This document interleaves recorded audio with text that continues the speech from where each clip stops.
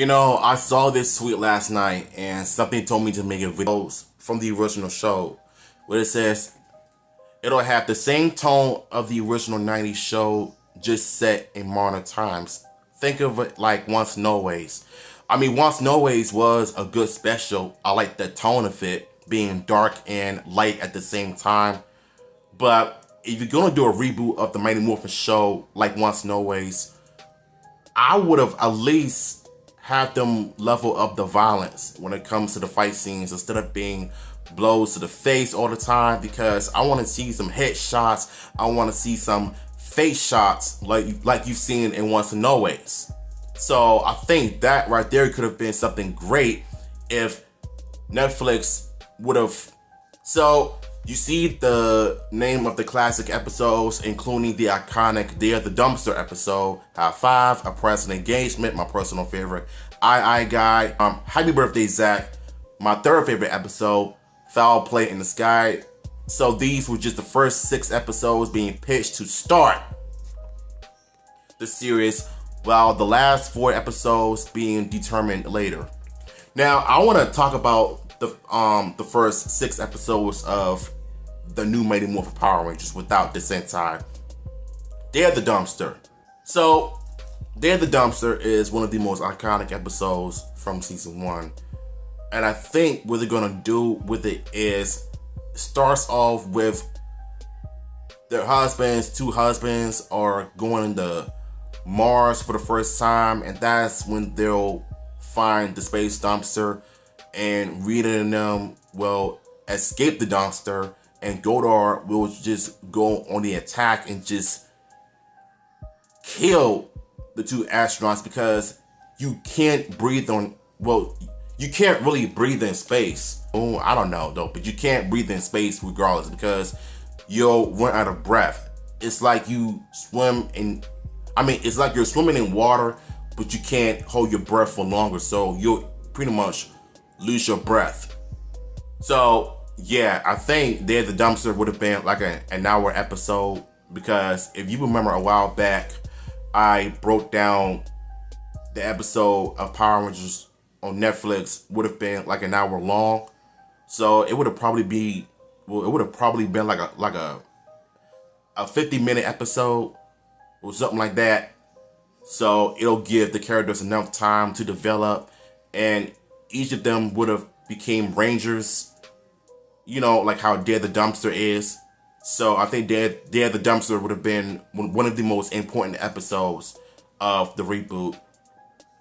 High Five would have been a training focused episode, but I think it would have her focus on her insecurities as to why she is the Yellow Ranger in the first place.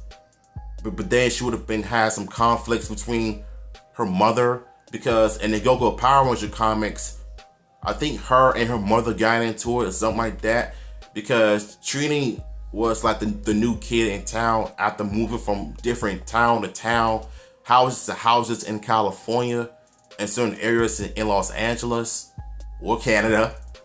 And so that would have pretty much make her have hard times of wanting to stay a Power Ranger and wanted to continue being a Ranger, because she does have a purpose.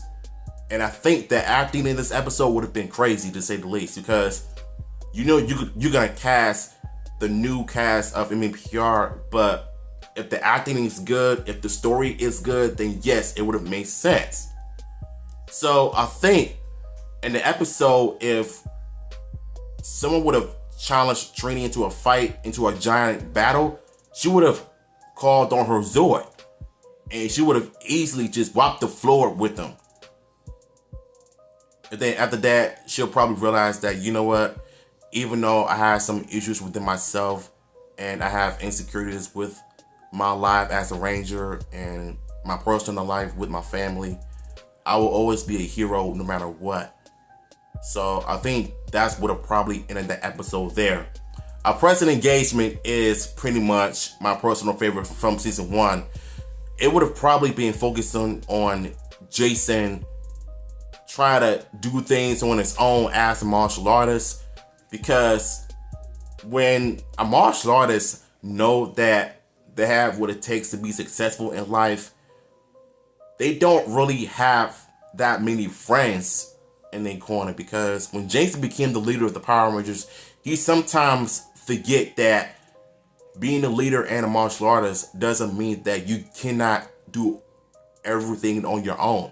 Like, you're gonna have friends with you of what you do regardless of that.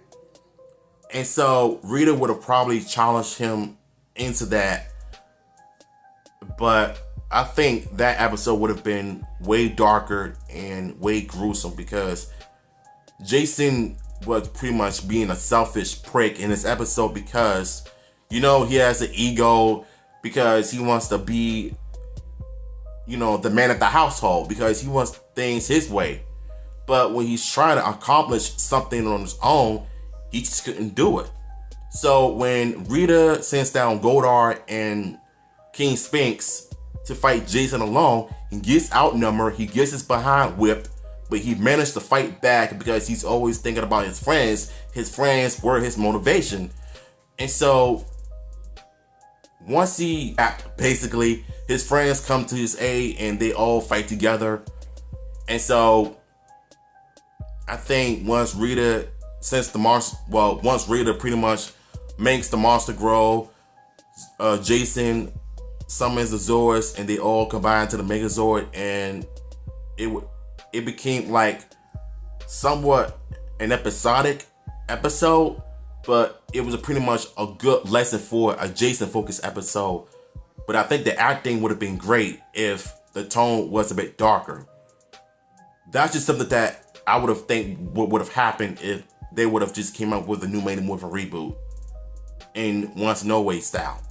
I Guy would have been one of Billy's best focus episodes, because we get to see him and his father working on a science project, because, you know, Billy is a scientist and a nerd at the same time, but he's also thinking about struggles of being a ranger and being a regular teenager with attitude, because his father had to try to talk to him about the struggles of life being a normal guy and a scientist at the same time. But I think once his dad, you know, gave him the pep talk of motivation to do good in life when it comes to being a scientist, and he'll probably go to college for a degree in science, he would have been one of the best scientists in the world. And all it takes was a little bit of motivation with friends, family, and of course, positivity. So if you're thinking negative about failing in life, about being a scientist, knowing how fully smart you are as a teenager and a Blue Ranger at the same time, I think you would have easily been great with it. And so his little brother ends up coming along, doing a little science project for the junior high project in Angel Grove. So just like in the old episode, Rita pretty much finds a way to just kidnap a little boy from the monster. And this would have been one of the darkest episodes, because Billy feels like a failure, because he should have been watching his brother. He should have been watching his brother the entire. So the I Guy episode would have been one of the darkest episodes if Billy would have kept his eye on his brother while helping him build a science project. And so Billy would have went home, told his dad what happened, and everybody got freaked out, and he tries to calm Billy down, and Billy realizes that he should have been watching his brother at all times, because from that on, I think at some point Billy would have been feeling guilty if he would have just, you know, done his job of being a big brother, just watching him. And then he blamed himself for it. Zonar would have probably gave him the motivation to just, look, we all make mistakes. You know, mistakes happen, but you can't blame yourself and, you know, just making yourself feel bad because you made one tiny mistake of not watching your brother. That was Rita's plan of kidnapping him and making Billy feel guilty for not doing his job. So they don't have to call in the Megazord to fight the monster. Billy could just go one-on-one with I Guy and just beat the brakes out of him once and for all, and the violence would have been more insane. Now, Happy Birthday Zach would have been one of my favorite episodes because Zach is about to turn 18. So the next day, everybody is in Angel Grove chilling, doing the homework, and you know, Zach gets a phone call from his dad saying that his mother is in a hospital, and we come to find out that his mother is diagnosed with stage 2 breast cancer. And Zach was devastated. He felt like it was no other option. So he tried to come up with an idea to raise money for charity. So he creates a TikTok account and he does all of these dancing challenges, and he is pretty much a dancer because he does his hip hop keto. And the first video that uploaded to TikTok, it actually went viral within 24 hours. But the only problem is Zach doesn't have 1,000 followers on TikTok. So in order for him to go live, he has to have 1,000 followers. And after that, he has to be monetized as well in order to make money off of TikTok. So that way it'll help pay for his mother's medical bills. And so the next day, Zach turns 18, and he still feels a bit upset that his mother is about to die soon because of breast cancer. And there is no treatment for her, radiation treatments or nothing like that. And so what he does is he goes to school, he does his homework or whatever though, and he practices martial arts with Jason. And at some point, you would have think that losing your loved ones to cancer, it would have been a lot worse when is someone that gave birth to you, and that would have been the worst thing that a child could ever experience. And this would have been one of the most darkest episodes of Power Rangers for a kid show. And kids need to know this though, but without insulting their intelligence. And so it's mature, you know what I'm saying? The new Mighty Morphin Power Rangers on Netflix would have been a mature show. Like tackling heavier issues and heavy and serious moments that would have kids watching because they want to see good quality shows. And adults would have loved it too because it's in the style of Cobra Kai and Once and Always. You know what I'm saying? It would have been one of the darkest episodes to date. And Zach would have went and fight the putties on his own until Rita shows up, and she even fights Zach one-on-one. That never happened in the original show. And she would have brought the Nasty Knight, and Squat and Baboon and Goldar and them would be front and center watching Zach fight off against the Nasty Knight.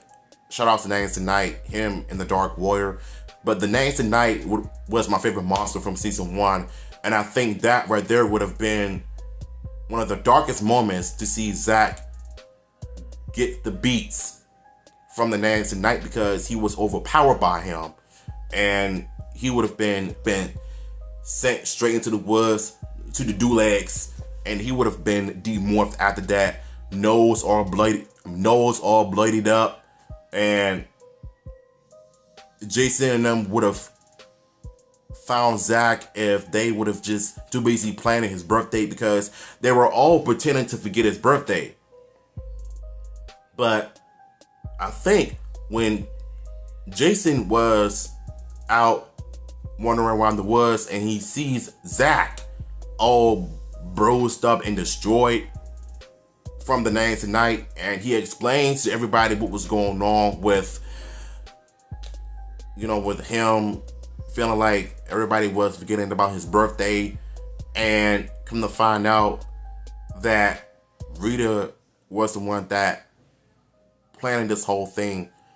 So once Zach heals up, he morphs back into the Black Ranger along with all the other 4 Rangers, and they all were fighting the Putties, and Zack was fighting the Nasty Knight, and it was one of the most intense battles in Power Rangers history. I mean, Zack going up against the Nasty Knight for round 2, and Zack was getting destroyed for a little bit, but a little bit of motivation about his mother lit a fire in him, and he does his hip hop keto, and he just beats the brakes out of this guy. And so he even did a little retaliation of destroying the Rangers' weapons first, but Zack found a way of throwing the rat back at him, because if you remember in the original episode of Happy Birthday Zack, Zack mentions that the solar system can reduce the Rangers' energy back into its 100% level. So, including the weapon. And Zack found a way to destroy the Nasty Knight, and there were some, a little bit of swearing and some little bit of profanity going up against each other, and Jason was the first one to bring the weapons together, and they just destroyed the monster. But that wasn't enough. Rita brings the Nasty Knight back, and Jason summons the Zords, and they all combine to the Megazord really quick. You don't have to watch every Zord come out one by one from their hiding places like they used to do back in the day. I mean, they just came out of it real quick, combined to these Zords, and they fight the Nasty Knight until he destroys the Power Sword, just like in the show. And the episode ends when they all surprise Happy Birthday Zack. His parents came, his family came back, and they were all just happy to see him, happy that his birthday party is about to be lit. And good news that Zack also checked his TikTok, and it went viral with over 26 million views. And he got his first 1,000 followers on TikTok, and he's monetized. So, I mean, what? $5? But I think within the next few months, with his mother going in the hospital fighting breast cancer, I think once all of the money comes in, because cancer causes a lot of money to start the treatments or whatever though. And like I said, this version of Happy Birthday Zack would have been one of the best episodes of the modern era, because it's a Zack dealing with cancer, dealing with trauma in the family, knowing full well that he is the positive one out of all of them, because he loves to dance. He's a ladies' man. But sometimes you have to get to know the real Zack, and the real Zack find a way to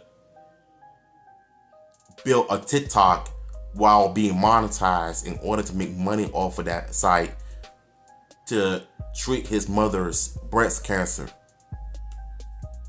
So this episode would have been dark, but at the same time, it was I think this would have been a great Zack focused episode. Foul Play in the Sky was Kimberly's focused episode, and it kind of makes sense because she's flying a plane with her uncle, but being the idiots that they are, Bulk and Skull just really irritated Kimberly. But when you think about it, in the original show, Kimberly, she was this ditzy, goody good, two shoes, valley girl, stereotypical valley girl in California. But in this version of Foul Play in the Sky, Bulk and Skull really matured for this episode. They wanted to fly along with Kimberly to experience riding a helicopter, but this would have been one of the darkest episodes as well, because at some point her uncle begins to get dizzy because he's a diabetic, and so he ends up passing out, and Kimberly was frightened as I don't know what, and so she has to find a way of flying the plane. Bulk and Skull were trying to figure out what to do, trying to call 911, but I don't think that they're gonna find ways to land a plane because cops don't do that. The people that work in the at the Air Force does that. And so that would have been Kimberly's motivation to just try to figure things out, how to land a helicopter or a plane or whatever. And that would have been enough to give her trauma, to give her PTSD after experiencing her uncle passing out due to diabetes or whatever, though. So just like in the original episode, she rescues her friends from the OG Snizzer monster without calling the Zords. And Rita was pissed off, so she even came down and fought the Rangers violently. And so she lets them know, I'll be back. I got something bigger and tougher. And I'm going to make you wish you never became Rangers in the first place. So that was probably one of her biggest threats to the Rangers. And yeah, let's continue on. It'll be a cheaper show and most likely on the same budget level as Once and Always, and still aim at kids, and will be a part of the new launch of Power Rangers with a new logo, with games, comics, and the show potentially coming by 2026. Netflix turned it down and is now being shopped to other studios. Jesus Christ, bro. Now, the biggest thing that I'm not a fan of is is the show still being aimed towards kids. 31 years ago, we had that, but I just want something to change. I want change. I don't want the same cheap budget. I don't want the same campy goofiness, cheesy one-liners and cheesy moments. Like, come on. We're way past that. We all want change, And you don't have to adapt the Sentai just to match the episode. You could just be its own thing, to be its own identity, but without following the same formula. So the part where it says that still aimed at kids, I don't know how I feel about it because I'm tired of saying that. Like, I just want to see the same episodes being aimed towards us. I want Power Rangers to be a mature show. Like Time Force, like Lightspeed Rescue, and Once and Always. And I want it to be mature but dark at the same time. I think that is what the Jonathan Entwistle reboot would have been if Netflix would have just, I don't know, man. I just hope and pray that Jonathan Entwistle is not going anywhere. Thank God that he's still here, because if he left Power Rangers, our franchise would have been doomed. Because Netflix completely dropped the ball. And I don't know what Hasbro was thinking by, trying to reboot Mighty Morphin Power Rangers, though. But I feel like it just would have been a bad idea, though. But if done right, then yeah. But the fact that it's being aimed towards kids still is what killed it, basically. So at least we know why Hasbro version of Mighty Morphin Power Rangers didn't get off the ground by Netflix. So I really don't know what's next. So I don't want them going back to Nickelodeon ever. Do not have them go to Nickelodeon, period.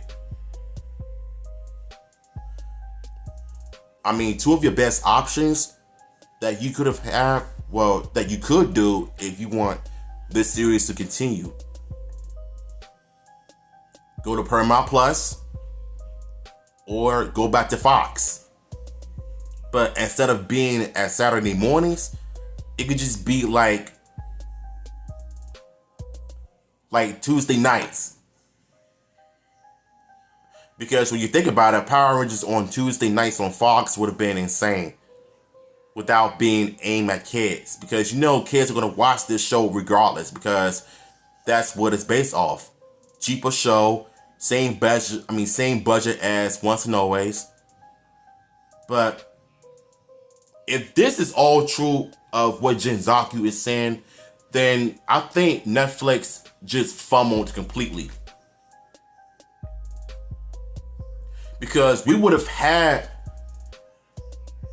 a new Power Rangers reboot done right if there was money being thrown in it. If you want Power Rangers to be taken seriously, stop having it aimed towards kids. Just give us what we want. I don't want the same cheesy, campy, and corny nonsense we be having for 31 plus years. It's time to change. And based on this information alone from Jinzaku, I had to talk about this because I love Mighty Morphin Power Rangers. I grew up with it. I don't want to see it get destroyed. I want to see Jonathan Entwistle's take on it. So I want to know, does he know about all of this? So you be the judge. What are your thoughts on this whole situation? Do you think Netflix fumbled the Mighty Morphin reboot? Let me know in the comments. Do you think they should go to Paramount Plus or go back to Fox? You decide.